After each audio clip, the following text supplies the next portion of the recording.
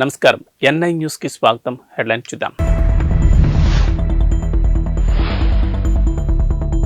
తిరుపతి యువకుడికి అరుదైన గౌరవం.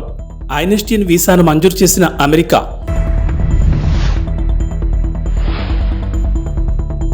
మీతో మేమున్నాం, అధైర్యపడకండి. బాధిత కుటుంబాలకు నారా భువనేశ్వరి హామీ.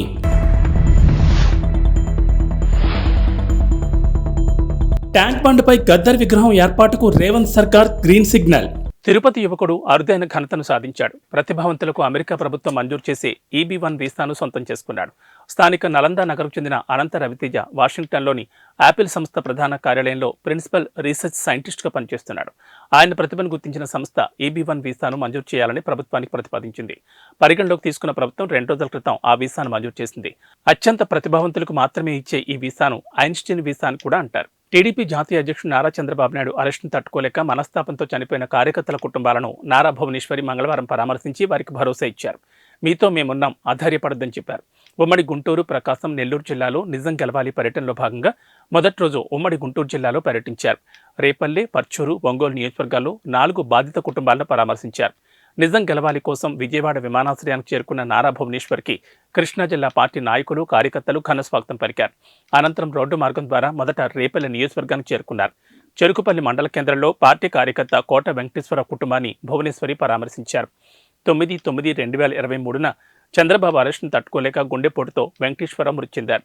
వెంకటేశ్వరరావు భార్య కోట విజయలక్ష్మి, కుమారుడు సురేష్, రాజేష్, ఇతర కుటుంబ సభ్యులను పరామర్శించి ధైర్యం చెప్పారు. వారి కుటుంబానికి 3 లక్షల రూపాయల ఆర్థిక సహాయాన్ని అందించారు.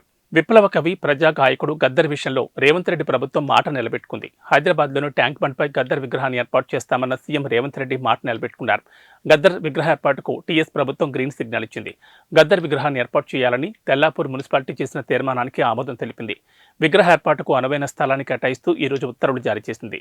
గద్దర్ మరణ వార్త తెలిసిన వెంటనే రేవంత్ రెడ్డి ఆసుపత్రికి చేరుకున్న సంగతి తెలిసిందే. ఆయన భౌతికాయాన్ని ఎల్బీ స్టేడియం తరలించడం దగ్గర నుంచి అంతిమ యాత్ర వరకు ఆయన అన్నింటినీ ముందుండి నడిపించారు. గద్దర్ అంత్యక్రియలు అధికారిక లాంఛనాలతో జరిగినప్పటికీ దగ్గరుండి చూసుకున్నది రేవంతే. గత ఎన్నికల్లో కూడా గద్దర్ కుమార్తె వెన్నెలకు కాంగ్రెస్ పార్టీ టికెట్ ఇచ్చింది. అయితే ఆ ఎన్నికల్లో ఆమె ఓటమి పాలయ్యారు. మరోవైపు ట్యాంక్ బండ్పై గద్దర్ విగ్రహం ఏర్పాటు కానుండడంపై ప్రజా సంఘాలు హర్షం వ్యక్తం చేస్తున్నాయి. తెలంగాణలో బీఆర్ఎస్ చచ్చిపోయిందని, ఆ పార్టీని ప్రజలు బొందపెట్టారని ముఖ్యమంత్రి రేవంత్ రెడ్డి అన్నారు. మంగళవారం హైదరాబాద్లోని గాంధీ భవన్లో ఏర్పాటు చేసిన మీడియా సమావేశంలో ఆయన మాట్లాడుతూ కేసీఆర్, హరీష్ రావు, కేటీఆర్ వంటి వారు కేవలం తమ మనుగడ కోసం మాత్రమే కాంగ్రెస్పై దాడి చేస్తున్నారని ఆరోపించారు. దీన్ని బట్టి బీఆర్ఎస్, బీజేపీ కుమ్మక్కు రాజకీయాలు అర్థం చేసుకోవాలన్నారు. ఈ రోజు దేశంలో ఓడించాల్సింది ప్రధాని మోడీని అన్నారు. ఆయన దేశానికి ప్రమాదకరంగా తయారయ్యారన్నారు. కానీ బిల్లా, రంగాలు మాత్రం మోదీని ఏమీ అనడం లేదని గుర్తు చేశారు. బీఆర్ఎస్ పార్టీకి ఓటు వేస్తే మురికి కాలంలో వేసినట్లే అన్నారు. మోదీని, బీజేపీని ఓడించాలంటే కాంగ్రెస్ పార్టీతోనే సాధ్యమని వ్యాఖ్యానించారు.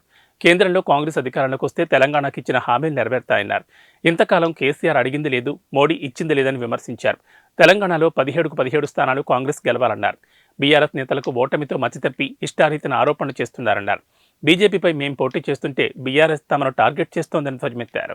రాయితీతో ట్రాఫిక్ చలాన్ల చెల్లింపు గడువు రేపటితో ముగినుంది. తొలుత గత ఏడాది డిసెంబర్ 27వ తేదీ నుంచి జనవరి 10వ తేదీ వరకు రాయితీ చలాన్ల చెల్లింపులకు అవకాశం కల్పించారు. అయితే దీన్ని ఆ తర్వాత జనవరి 31 వరకు పొడిగించారు. సాంకేతిక సమస్య కారణంగా రాయితీతో కూడిన చెల్లింపు గడువును పొడిగించారు. అయితే మరోసారి గడువు పొడిగించేది లేదని ఇప్పటికే పోలీసులు స్పష్టం చేశారు. ఈ నేపథ్యంలో రాయితీతో కూడిన ట్రాఫిక్ చలాన్ల చెల్లింపుకు మరొక రోజు మాత్రమే గడువు ఉంది. బైకులు, ఆటోలకు 80%, ఆర్టీసీ బస్సులకు 90%, లారీ వంటి భారీ వాహనాలకు 60% రాయితీని ప్రకటించారు. రాయితీతో కూడిన ట్రాఫిక్ చలాన్ల చెల్లింపు వల్ల ఖజానాకు భారీగానే ఆదాయం వచ్చింది. భారతీయ ఐటీ నిపుణులకు అగ్రరాజ్యం అమెరికా గుడ్ న్యూస్ చెప్పింది. దేశీయంగా H1B వీసా పునరుద్ధరణకు అవకాశం ఇస్తూ ఒక పైలట్ ప్రాజెక్టును ప్రారంభించింది. ఈ నిర్ణయం వేలాది మంది ఇండియన్ టెక్కీలకు ప్రయోజనం చేకూర్చే అవకాశాలున్నాయి. ఈ మేరకు యుఎస్ స్టేట్ డిపార్ట్మెంట్ సోమవారం ఒక ప్రకటన విడుదల చేసింది. ఈ ప్రత్యేక ప్రోగ్రాం జనవరి 29 నుంచి ఏప్రిల్ 1, 2024 వరకు లేదా అన్ని అప్లికేషన్ స్లాట్లు నిండే వరకు ఈ రెండింటిలో ఏది ముందైతే అది చివరి తేదీగా ఉంటుందని తెలిపింది. ప్రస్తుతం రెన్యువల్ స్టేటస్లో ఉన్న H1B వీసాదారులు అమెరికాకు వెళ్లకముందే భారత్లోనే అప్లికేషన్ పెట్టుకుని పునరుద్ధరించుకోవచ్చు. గత ఏడాది జూన్లో ప్రధానమంత్రి నరేంద్ర మోడీ అమెరికాలో పర్యటించిన సందర్భంగా ఈ మేరకు ప్రకటన వెలువడిన విషయం తెలిసిందే. ప్రత్యేక ప్రోగ్రాం ద్వారా H1B వీసాను పునరుద్ధరించుకునే అవకాశాన్ని కల్పించడం దాదాపు 20 ఏళ్లలో ఇదే మొదటిసారి. ఈ కార్యక్రమం ద్వారా వారానికి 4,000 దరఖాస్తులు స్వీకరించనున్నట్లు తెలిపింది. అప్లికేషన్ స్లాట్లను జనవరి 29, ఫిబ్రవరి 5, ఫిబ్రవరి 12, ఫిబ్రవరి 19, ఫిబ్రవరి 26 తేదీల్లో విడుదల చేస్తామని యుఎస్ స్టేట్ డిపార్ట్మెంట్ తెలిపింది. అగర్తలా నుంచి ఢిల్లీ వెళ్లాల్సిన విమానంలో తీవ్ర అస్వస్థతకు గురైన యువ క్రికెటర్ మయాంక్ అగర్వాల్ ఆరోగ్యం ప్రస్తుతం నిలకడగా ఉంది. అగర్తలాలోని ఐఎల్ఎస్ హాస్పిటల్లో అతను చికిత్స పొందుతున్నాడు. మయాంక్ ఓరల్ ఇరిటేషన్ గురయ్యాడని, అతడి పెదాలు వాచిపోయాయని ఐఎల్ఎస్ హాస్పిటల్ వైద్యులు హెల్త్ బులెటిన్ విడుదల చేశారు. జనవరి 30న హాస్పిటల్లో చేరాడని, ప్రస్తుతం అతడి ఆరోగ్యం నిలకడగా ఉందని, అతని పరిస్థితిని పర్యవేక్షిస్తున్నామని వివరించారు. కాగా మంగళవారం సాయంత్రం మయాంక్ అగర్వాల్ అగర్తలా నుంచి ఢిల్లీకి వెళ్లాల్సిన విమానాన్ని ఎక్కాడు.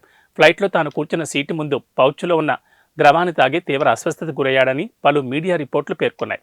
గొంతులో వాపు, బొబ్బలు రావడంతో వెంటనే అతన్ని విమానం దించి స్థానికంగా ఉన్న ఐఎల్ఎస్ హాస్పిటల్కు తరలించారని రిపోర్టులు పేర్కొన్నాయి. కాగా ఆసుపత్రి నుంచి తన మేనేజర్ సహాయంతో మయాంక్ పోలీసులకు ఫిర్యాదు చేశాడు. ఈ ఘటనపై దర్యాప్తు మొదలుపెట్టామని పశ్చిమ త్రిపుర ఎస్పీ కిరణ్ కుమార్ తెలిపారు. ఆదాయానికి మించిన ఆస్తుల కేసులో అరెస్టైన రెరా కార్యదర్శి శివ బాలకృష్ణను ప్రభుత్వం సస్పెండ్ చేసింది. ఈ మేరకు సస్పెండ్ చేస్తూ హెచ్ఎండిఏ మెట్రోపాలిటన్ కమిషనర్ దానకిషోర్ ఉత్తర్వులు జారీ చేశారు. ఆదాయానికి మించిన ఆస్తుల కేసులో శివ బాలకృష్ణను ఏసీబీ ఇటీవల అరెస్ట్ చేసింది. ప్రస్తుతం అతను చెంచల్గూడ జైల్లో ఉన్నాడు. ఏసీబీ అధికారులు ఇటీవల శివ బాలకృష్ణ ఇల్లు, బంధువులు, స్నేహితుల ఇళ్లు, కార్యాలయాల్లో 16 చోట్ల ఏకకాలంలో సోదాలు నిర్వహించారు. సోదాల్లో మొత్తం 93,60,850 రూపాయల నగదు, 1,988 గ్రాముల బంగారు, వజ్రాభరణాలు, సుమారు 6 కిలోల వెండి నగలు స్వాధీనం చేసుకున్నారు. ప్రస్తుతం వీటి విలువ ప్రకారం సోదాల్లో దొరికిన మొత్తం ఆస్తుల విలువ 8,26,48,999గా ఉంటుందని భావిస్తున్నారు. బహిరంగ మార్కెట్లో వీటి విలువ వందల కోట్ల రూపాయలుగా ఉంటుందని అంటున్నారు. ఇంకా అదనపు ఆస్తులకు సంబంధించిన వెరిఫికేషన్ జరుగుతోందని అధికారులు తెలిపారు. ఎస్బీ యాక్ట్లోని యుఎస్ 13(1)(b), 13(2) సెక్షన్ల కింద కేసు నమోదు చేసినట్లు తెలిపారు. ఢిల్లీలోని ఏరో సిటీలో ఓ విలాసవంతమైన హోటల్లో 15 రోజులు బస చేసిన ఏపీకి చెందిన ఓ మహిళకు సుమారు 6 లక్షల బిల్లు పడింది. కానీ ఆమె అకౌంట్లో కేవలం 41 రూపాయలు మాత్రమే ఉన్నాయి. దీంతో హోటల్ సిబ్బంది ఫిర్యాదు మేరకు ఢిల్లీ పోలీసులు సదరు మహిళను అరెస్ట్ చేశారు. ఎయిర్పోర్ట్ సమీపంలోని ఫుల్మన్ హోటల్లో ఆమె బస చేసిందని పోలీసులు మంగళవారం వెల్లడించారు. నిందితురాలు హోటల్ను మోసం చేసిందని, ఆమె ఖాతాలో కేవలం 41 మాత్రమే ఉన్నాయని పోలీసులు మంగళవారం వెల్లడించారు. అయితే నిందిత మహిళ హోటల్లో బస చేయడానికి గల కారణాలేంటో తెలియరాలేదన్నారు. ఆ మహిళకు సంబంధించిన అడ్రస్ వివరాలు తెలియచేయాలంటూ ఏపీ పోలీసులను సంప్రదించామని, ఈ మేరకు లేఖ రాశామని ఢిల్లీ సీనియర్ పోలీస్ అధికారి ఒకరు తెలిపారు. సదరు మహిళ విచారణకు సహకరించడం లేదని, ఆమెకు కౌన్సిలింగ్ ఇచ్చామని పోలీసులు తెలిపారు. బ్యాంక్ ఖాతాలో ఎంత డబ్బు ఉందో చూపించేందుకు నిరాకరించిందని, ఆమె అకౌంట్ను చెక్ చేయగా కేవలం 41 రూపాయలు ఉన్నాయని గుర్తించామని తెలిపారు. ఆమె పేరు ఝాన్సీ రాణి శామ్యూల్ అని, 15 రోజుల పాటు ఫుల్మన్ హోటల్లో ఆమె బస చేసిందని తెలిపారు. దాదాపు 5,88,176 రూపాయల విలువైన అనుమానిత లావాదేవీలు జరిపిందని చెప్పారు. హోటల్ సిబ్బందికి నకిలీ గుర్తింపు కార్డును అందజేసిందని పోలీసులు వివరించారు. నిందిత మహిళ హోటల్లోని స్పాలో 2,11,708 రూపాయల విలువైన సర్వీసులు పొందిందని హోటల్ సిబ్బంది ఫిర్యాదులో పేర్కొన్నారు. ఐసిఐసిఐ బ్యాంక్ యూపీఐ యాప్ ద్వారా లావాదేవీలు జరుపుతున్నట్లు ఝాన్సీ వివరాలను చూపించిందని, అయితే అవి హోటల్ అకౌంట్లోకి రాలేదని చెప్పారు. ప్రపంచవ్యాప్తంగా అవినీతి ఇబ్బడిముబ్బడిగా పెరుగుతున్న వేళ డెన్మార్క్ ఈ జాబితాలో అట్టడుగున నిలిచి అవినీతి రహిత దేశాల జాబితాలో అగ్రస్థానంలో నిలిచింది. అత్యంత అవినీతి కలిగిన దేశాల్లో సోమాలియా 11వ ర్యాంకుతో అగ్రస్థానంలో కొనసాగుతుండగా భారత్ 93వ స్థానంలో ఉంది. ప్రపంచంలోని అత్యంత అవినీతి, అతి తక్కువ అవినీతి కలిగిన దేశాల జాబితా తాజాగా విడుదలైంది. ట్రాన్స్పరెన్సీ ఇంటర్నేషనల్ తాజాగా 2023 కరప్షన్ పెర్సెప్షన్స్ ఇండెక్స్ను విడుదల చేసింది.